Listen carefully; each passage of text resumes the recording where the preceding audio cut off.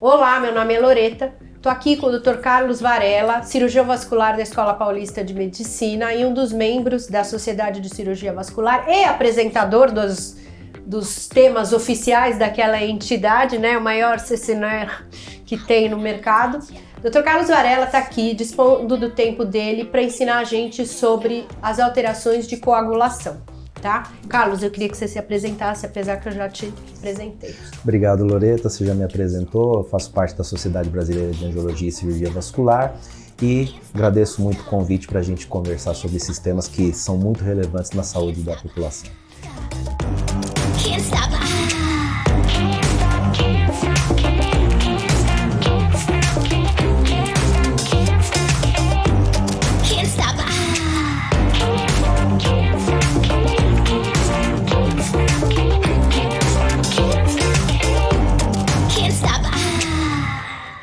Carlos, vou voltar com tudo aquilo que a gente já falou.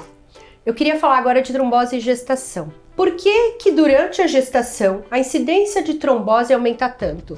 Da população geral, ele aumenta em até 60 vezes e no puerpério muito mais.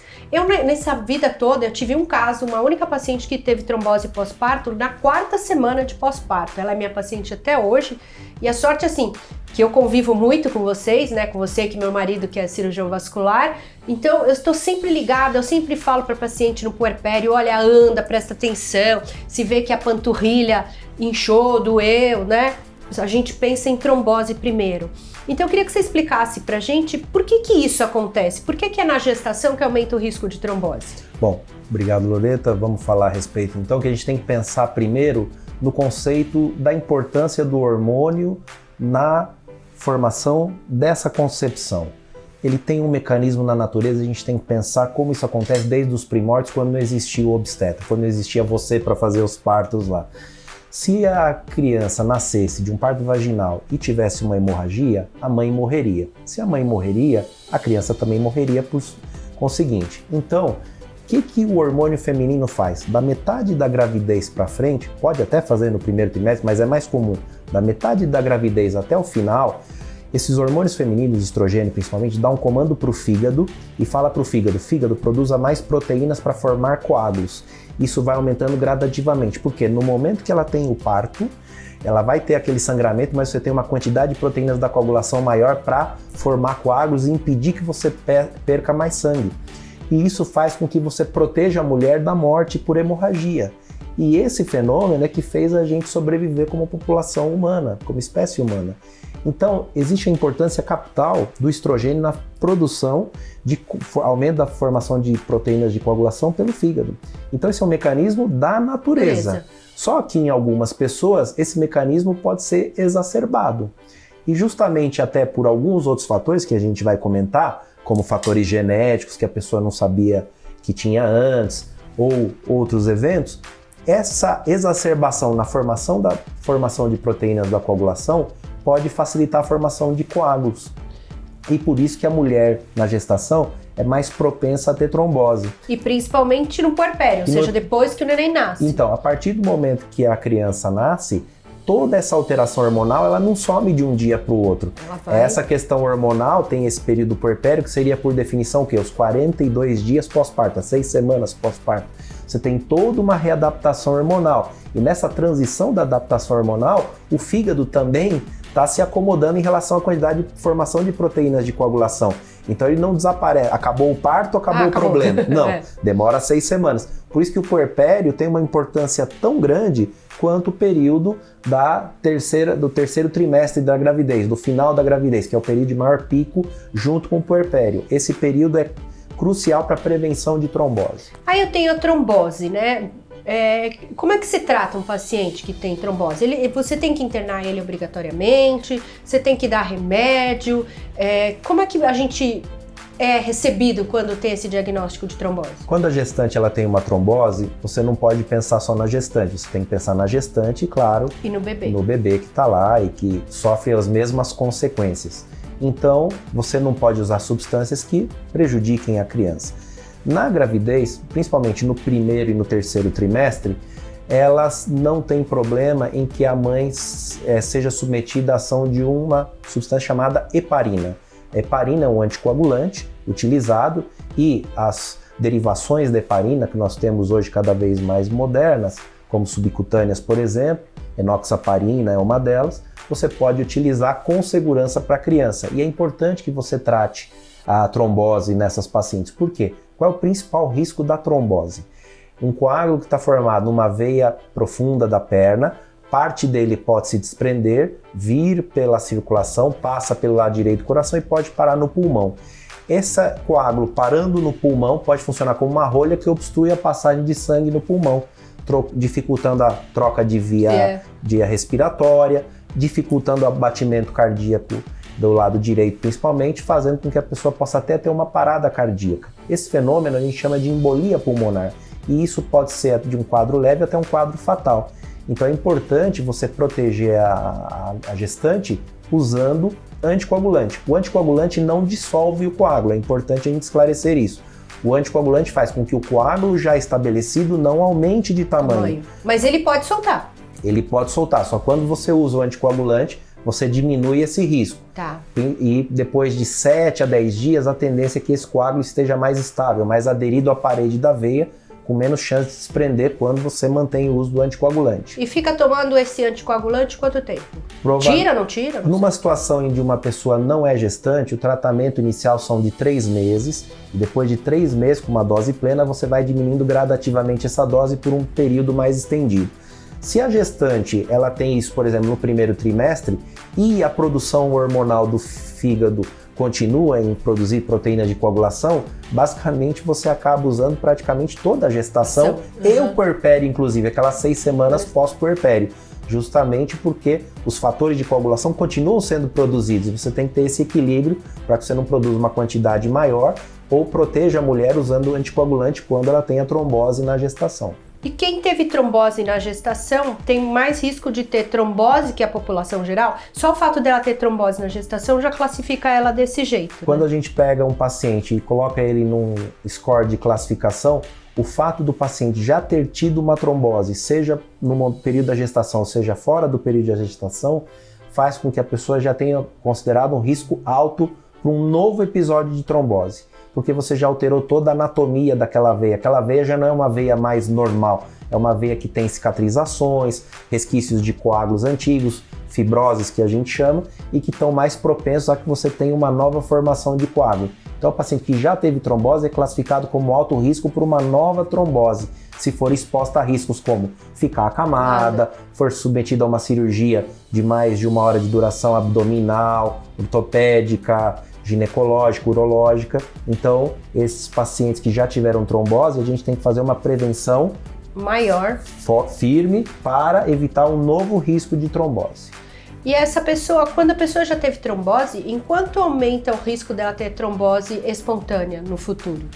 Vai depender dos fatores de risco. Uma coisa é a pessoa que não tem nenhum fator genético, teve uma torção de tornozelo, ficou com uma imobilização estendida e acabou tendo a trombose por causa disso. É diferente daquela pessoa que tem um câncer, por exemplo. O câncer também, como doença, alguns cânceres aumentam a chance de formar coágulos, porque próprias substâncias de tumor induzem a formação de coágulos. Então, uma pessoa que tem câncer tem uma chance diferente daquela pessoa que não tem nenhuma outra doença e teve uma fratura ou ficou com imobilização. Então é difícil a gente dar um número, sendo que existem populações diferentes. Então quem já teve trombose por tumor, enquanto ela continua com o tumor de forma ativa, ela tem sempre uma chance de desenvolver muito maior do que aquela pessoa que teve uma trombose esparsa num período de tempo só porque teve um acamamento por uma fratura. É difícil a gente comparar essas populações. E quando eu tenho que desconfiar que eu tenho trombose? Vamos supor, estou aqui, comecei com uma dor na panturrilha. Qual é o quadro clínico da trombose? O quadro clínico mais característico está baseado em dor, porque esse coágulo que se forma em veia da perna, ele não é apenas um fenômeno mecânico, ele leva também uma inflamação. E essa inflamação dá dor no trajeto do vaso. Então, por exemplo, é uma dor que se é uma trombose nas veias da perna, pode dar uma dor na panturrilha. E como você tem um coágulo formando, você tem a dificuldade do sangue passar. O sangue tende a ficar mais represado e a perna vai inchando. Então as características mais frequentes na trombose são a dor na perna e o inchaço da mesma.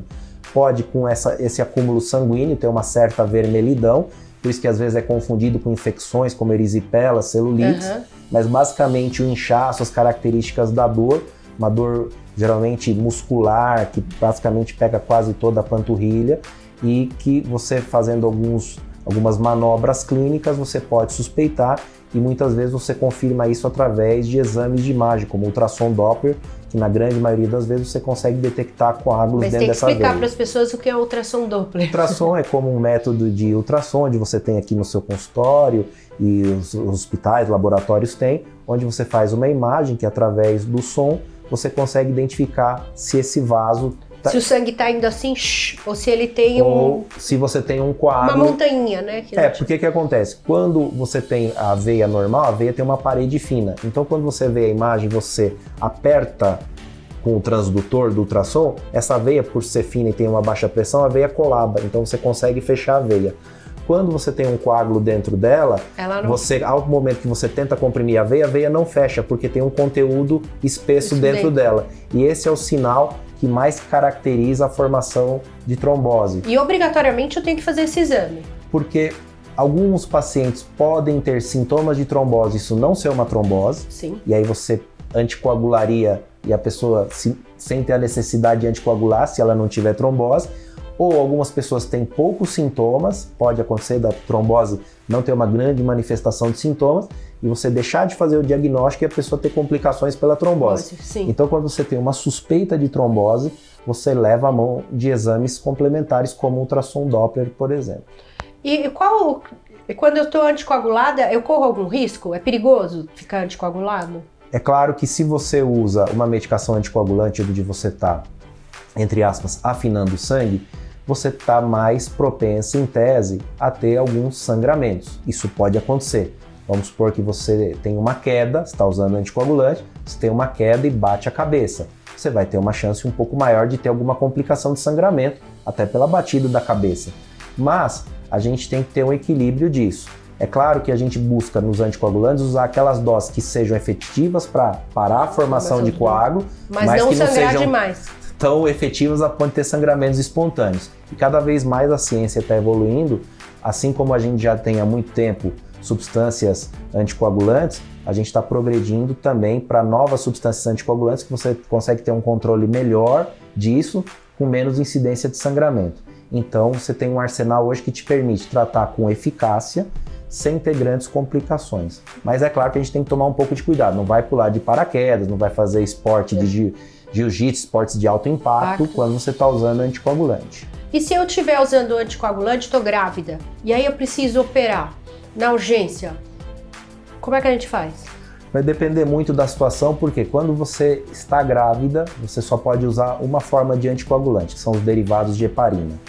Você não pode usar anticoagulantes orais, porque eles têm uma implicação diferente, podem levar a malformação fetal. Então, você só pode utilizar numa faixa muito estreita, que é a varfarina, você só pode usar no segundo trimestre da gestação. Por quê? Porque a criança já teve a formação principal no primeiro trimestre, no terceiro trimestre está para nascer, e ele demora de 5 a 7 dias para perder seu efeito, então você não pode tirar tão imediatamente.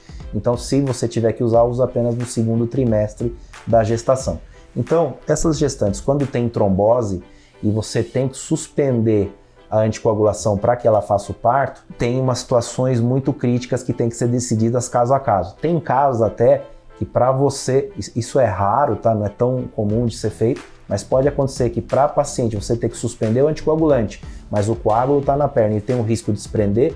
Alguns procedimentos você pode fazer por cateterismo, é colocar uma estrutura metálica que a gente chama de filtro de veia cava. Ele tem um aspecto semelhante a um guarda-chuva, que você pode introduzir pela veia da virilha ou pela veia do pescoço, entrar nessa veia principal, que é a veia cava, que é a porta de entrada para o coração, e você coloca um dispositivo que parece um guarda-chuva através de cateterismo, onde ele pode capturar os coágulos que venham da circulação da perna.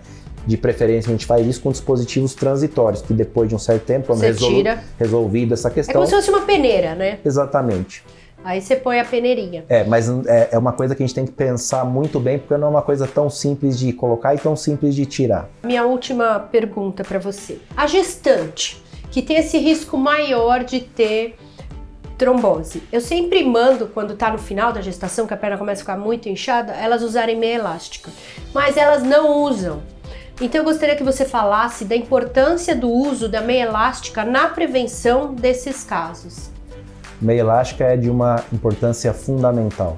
Por quê? Se eu tenho uma dificuldade mecânica do sangue em subir do pé em direção ao coração, por quê? Eu tenho um útero que está ocupando um espaço, que comprime a veia principal e eu tenho uma retenção hídrica maior, que é uma característica dos hormônios no final da gestação. A maior parte das grávidas acabam tendo uma retenção hídrica maior e tem uma explicação até para isso na natureza. Mas, falando em relação à meia, se você tem uma dificuldade mecânica, eu vou dar um suporte mecânico para as pernas, para que esse sangue não fique tão acumulado e consiga impulsionar a ponto de, além de você melhorar o inchaço, você diminui a chance da formação de coágulos, porque quando você coloca uma meia elástica na perna, a velocidade de passagem sanguínea dessa veia na virilha, por exemplo, aumenta em 180%. Nossa, é muito? Eu não sabia disso. Eu uso o que vocês mandaram eu usar. Quando você coloca uma meia elástica. E quando o sangue passa com velocidade maior, a chance dele formar coágulo é muito menor. menor. Então, mulherada, é para usar a meia elástica, tá? Carlos, eu vou te agradecer. Se você gostou, deixa um like aqui no nosso vídeo. Sigam o Dr. Carlos no Instagram dele. Pode repetir seu Instagram. É @VarelaCEJ. E eu encontro vocês no próximo vídeo.